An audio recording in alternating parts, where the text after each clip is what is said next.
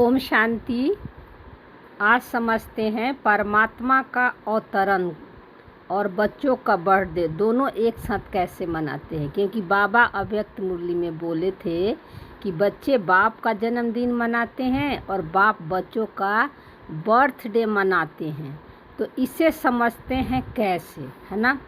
तो बाबा का जन्म नहीं होता है ना, क्योंकि वे माँ के गर्भ से जन्म नहीं लेते हैं, इसलिए उनका शरीर भी नहीं है ना। तो परमात्मा क्या होता है, अवतरित होते हैं, यानी उनका जन्म दिव्य है, अलौकिक है ना।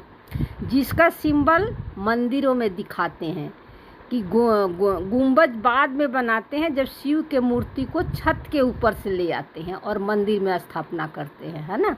और बाकी देवी देवताओं का मूर्ति जो है दरवाजे से ले जाते हैं, दरवाजे के अंदर से ले जाते हैं, है ना। तो इससे पता चलता है कि परमात्मा अवतरित होते हैं, है ना। इसीलिए उनको स्वयंभू कहा जाता है। वो स्वयं इस भूमि पर आते हैं, है ना। तो निराकार परमात्मा बच्चों का बर्थडे कैसे मनाएंगे, है ना। बाबा बोला था ना अभी पिछले हफ्ते के मुरली में कि मैं बच्चों का बर्थडे मनाते हैं और बच्चे मेरा जन्मदिन बच्चे मेरा अवतरण दिवस मनाते हैं, है ना। तो दोनों एक साथ कैसे मनाते हैं, है ना। तो बाबा ब्रह्मा के तन में अवतरित होते हैं परमात्मा, है ना। यानी उनके शरीर में प्रवेश नहीं करते हैं, उनके प्योर माइंड को यूज करते हैं, है ना। ब्रह्मा के मुख के द्वारा ब्रह्मा के मुख के द्वारा ज्ञान सुनाते हैं, है ना। और जो आत्मा ज्ञान सुनती है तो उसका सत्य स्वरूप की जागृति आती है, यानी वे अपने स्वधर्म को जान जाती है कि मेरा स्वधर्म क्या है। और उसका स्वधर्म क्या है, आत्मा का शांति यानी साइलेंस। और ज्ञान से आत्मा की जागृति होती है।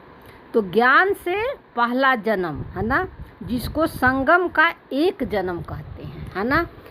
जो आत्मा परमात्मा के ज्ञान सुनती है, जो स्वयं को पहचान लेती है, परमात्मा को पहचान लेती है ना, तो उनका एक जन्म उस आत्मा का हो गया ज्ञान से। तो इसको बाबा बर्थडे कहते हैं, क्योंकि बच्चों का जन्मदिन बाप मनाने आया है। क्योंकि आत्मा माइंड बॉडी को, है ना, मैं समझ रही थी और बाबा आत्मा को माइंड बॉडी से अलग करके अपने साथ कंबाइंड कर देता है ना।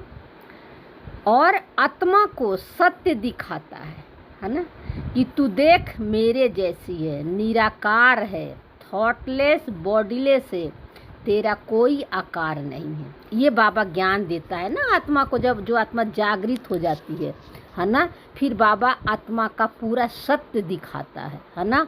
आत्मा जागृत होती है तो उसे पता चलता है कि मेरा तो कोई झाड़ ही नहीं है ना। मैं बीज हूँ और झाड़ मुझसे निकली है ना, लेकिन मैं झाड़ से अलग हूँ। यानी आत्मा मैं और मैं शरीर हूँ, और ये मेरा मन है, और संकल्प थॉट फीलिंग जो है ये मैं क्रिएट करता हूँ, है ना। आत्मा इस भ्रम में फंस जाती है, तो बाबा उसको फिर इस ज्ञान से डिटैच कर देता है, यानी हद से बेहद में ले आता है आत्मा को, टाइम स्पेस से बाहर निकाल देता है ना। इसलिए आत्मा का बर्थडे मनाते हैं, है ना। क्योंकि आत्मा का ज्ञान से जन्म होता है और आत्मा जो है माँ के गर्भ से जन्म लेती है। बॉडी चेंज होते रहता है ना। आत्मा बॉडी चेंज होता है ना, बॉडी बदलते रहती है ना, जिसको वस्त्र कहते हैं। और परमात्मा तो बॉडी लेता नहीं है, उसका कोई वस्त्र होता नहीं है, इसलिए उसके जन्म को अवतरित कहते हैं, है ना, दिव्य अलौकिक जन्म, है ना। लेकिन आत्मा को जन्मदिन को बाबा बर्थडे कहते हैं, इसीलिए क्योंकि आत्मा शरीर और माइंड यानी दोनों को अनुभव करती है। और आत्मा हर जन्म में उसका शरीर चेंज होते रहता है। आत्मा स्थूल और सूक्ष्म कर्म इंद्रियां का कपड़ा पहनती है ना। इसलिए आत्मा का बाबा बर्थडे कहते हैं। और परमात्मा शरीर नहीं लेता है, उसका कोई कर्म इंद्रियां का अनुभव नहीं है, कोई उसका झाड़ नहीं है। ब्रह्मा के तन को यूज करते हुए है ना, बाबा ब्रह्मा बाबा के तन से डिटैच थे, है ना।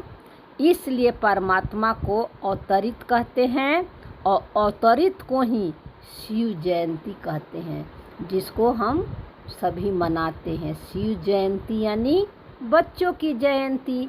तो आत्मा का भी दिव्य जन्म ज्ञान से हो जाता है ना। आत्मा अपने सत्य को जान जाती है तो आत्मा का भी अलौकिक ही जन्म है ना। क्योंकि आत्मा को बाबा सत्य से जागृत कर देता है, उसके सत्य के सीट पर सेट कर देता है। तो इसलिए दोनों को एक साथ मनाते हैं। ओम शांति।